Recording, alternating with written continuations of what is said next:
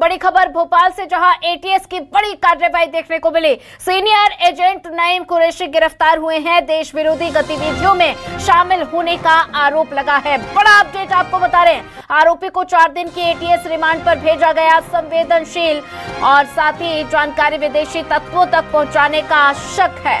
Mobile जांच में विदेशी संपर्कों के सबूत मिले हैं और साथ ही बोटिम ऐप से विदेशी नेटवर्क से संपर्क का खुलासा। कई राज्यों में नेटवर्क फैले होने की आशंका। नईम कुरैशी को यूपी के सारंगपुर से गिरफ्तार किया गया है।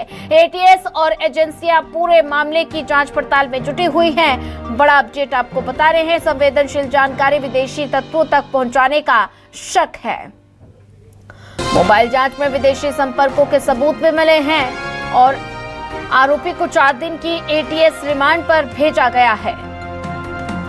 देश विरोधी गतिविधियों में शामिल होने का आरोप लगा है। बड़ा अपडेट आपको बता रहे हैं। एटीएस की बड़ी कार्रवाई देखने को मिली। सीनियर एजेंट नईम कुरैशी को गिरफ्तार किया गया है। देश विरोधी गतिविधियों में शामिल होने का आरोप लगा है। कई राज्यों में नेटवर्क फैलने की आशंका और एटीएस की ये बड़ी कार्रवाई देखने को मिली है। बड़ा update, senior agent Naeem Qureshi गिरफ्तार हुए हैं।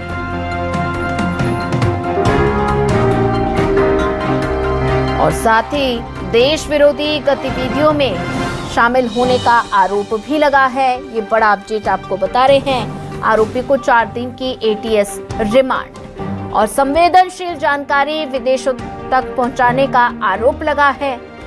और इसी पर ज्यादा जानकारी साझा करने के लिए हमारे साथ संवाददाता संजय पाटीदार जुड़ चुके हैं। संजय, एटीएस की बड़ी कार्रवाई देखने को मिली है। सीनियर एजेंट नईम कुरैशी को गिरफ्तार किया गया है, जिसमें देश विरोधी गतिविधियों में शामिल होने का आरोप उनके ऊपर लगा है। तो ऐसे में एटीएस को कितनी बड़ी सफलता हाथ लगी है?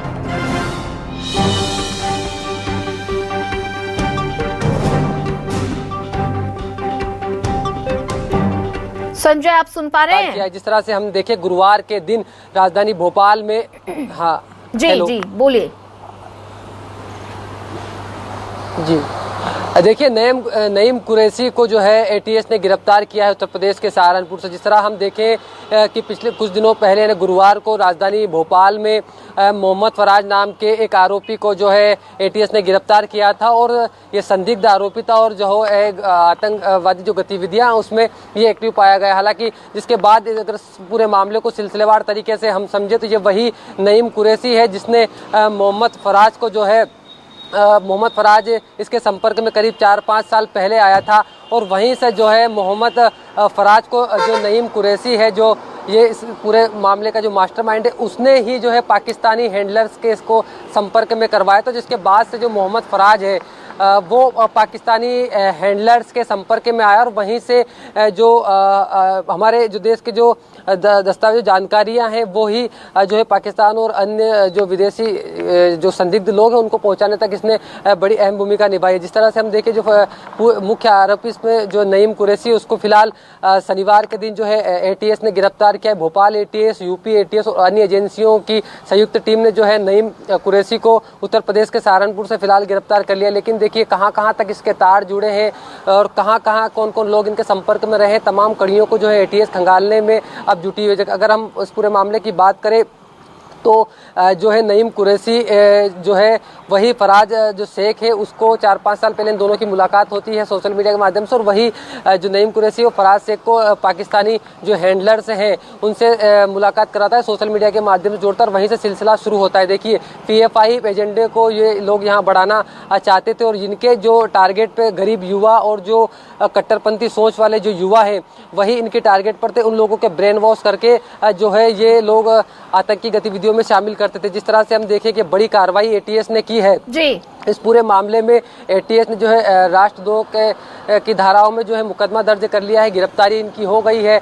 और फराज शेख को जो मोहम्मद फराज है वो 16 तारीख तक हालांकि एटीएस की रिमांड पर कई खुलासे इस दौरान पूछताछ में उसने किए हैं। उसने ये कबूला है कि जो है पीएफआई एजेंटे को जो है आगे बढ़ाना चाहते तो देश के कई नेता जो है इनके टारगेट पर थे। और जिस तरह से हम देखें जो मोहम्मद फराज है उसने ये भी कहा है, हालांकि जो एटीएस के सूत्र वो ये बता रहे हैं, उसने कबूला है कि जो है इसमें जो हमें जो पाकिस्तानी हैंडलर्स के संपर्क में ये लोग थे वहाँ से हमें ये निर्देश दिए जाते थे कि कब इनको टारगेट किलिंग करना है। तो बाकायदा पूरी प्रशिक्षण अगर हम देखें तो ये ले रहे थे, जिसके बाद अब ये जो है एटीएस ने बड़ी कार्रवाई की। हालांकि इस पूरे मामले को अगर हम देखें तो ये लोग जो है जो नईम कुरैशी है, जिसको जो पूरे मामले का एजेंट है, मुख्य एजेंट है, इसने ही जो है आतंकी जो है खालिद सैफुल्लाह है उसके नाम पर इसका नाम जो है रख दिया था मोहम्मद फराज का। तो इसके नाम से इसको बुलाया जाता था और उसी जो आतंकी है खालिद सैफुल्लाह उसके तर्ज पर ही काम करने की इसके लिए इसको प्रेरित करता था। तो मेन कड़ी जो है मेन मास्टरमाइंड इसमें एजेंट जो है वो नईम कुरैशी, वो फिलहाल गिरफ्तार हो गया। उससे पहले जो हम देखें तो मोहम्मद जो फराज है उसको भी जो आतंकवादी है उसको भी जो है एटीएस ने गिरफ्तार किया। तो बड़ी कार्रवाई कर ली गई है। अब देखिए इन लोगों के अकाउंट तो संजय बड़ी सफलता ये एटीएस को हाथ लगी है। ज्यादा जानकारी साझा करने के लिए संजय आपका धन्यवाद।